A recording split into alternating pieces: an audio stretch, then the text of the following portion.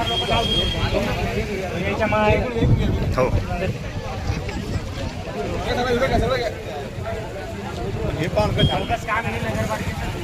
जळगावच्या नगरपालिकेनं हे जे हायमस लाईट या रोडवर बसवले आहेत हे अत्यंत निकृष्टपणाचे बसवले आहेत आणि या वारा वादनामध्ये आज नॉर्मल वारा आहे त्यामध्ये हा हायमस लाईट एका गाडीवर पडला आणि थोड्याने जो माणूस वाचलेला आहे याला सर्वस्वी जबाबदार इथला मुख्य अधिकारी आहे। यानं स्वतःची दहशत निर्माण केली आहे आणि काही दलाल त्या ठिकाणी पाठराखण करत आहे। त्याच्यावर कारवाई व्हावी। त्याच्यामुळे बऱ्याच लोकांचे जीव गेले। इथं मागं सुद्धा काही आपल्या इथला कार्यकर्ता येरीचं त्या संरक्षण नसल्यामुळे डायरेक्ट इरीत पडून त्या ठिकाणी जीव गेलेला आहे। एका परिवाराचा जीव गेलेला आहे।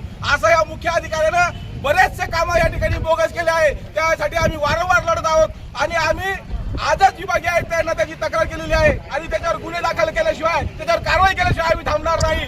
आज या लोकांचे प्राण गेले असते त्याला जबाबदार कोण आहे?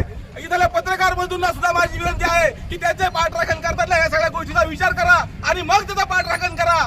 काही लोक त्याचं पाठराखण करून त्याला बळ देत आहे त्यामुळे ते चुकीचे कामं करायला त्या ठिकाणी पुढे येत आहे। आज अरुण मोकळ याच्यामुळे आज लोकांचा सत्यानाश होत आहे। आज या करोडो रुपये खर्च करून हे जे हायमास लाईट बसवले त्या हायमास लाईट करोडो रुपये खर्च करून शासनाला चांगल्या उद्देशानं हे पैसे दिले परंतु याचा गैरवापर या ठिकाणी होत असताना दिसत आहे आणि त्यामुळे आज अशा हायमास लाईट या रस्त्यावर अशा गाड्यावर पडत आहे। त्यामुळे या हायमास लाईटमुळे आता ही ट्रॅफिक पहा, हे रस्ते पहा, हे लोक पहा, हे लोकांचे प्राणाशी हे लोक खेळत आहे। यांच्यावर कारवाई व्हावी ही आमची सर्वांची इच्छा आहे। फक्त समोर यायला कोणी तयार नाही परंतु असंच जर राहिलं तर हा मुख्य अधिकारी आपला भक्षक झाल्याशिवाय त्या ठिकाणी राहणार नाही एवढं मात्र नक्की आहे। काहीच नाही ना ते तिला वेगवेगळ्या विनोद तिला काय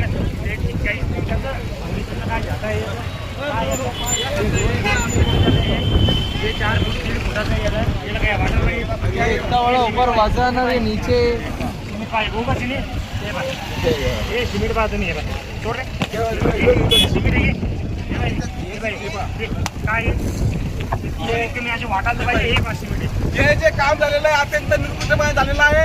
हा हायमास लाईट 25-40 फुटाचा हायमास लाईट आहे आणि याचं फाउंडेशन आपण पाहत आहात। हे फाउंडेशन साधं कच्चं आहे त्यामुळे असे जी माती भरली आहे आणि हायमास लाईट उभे केले आहे।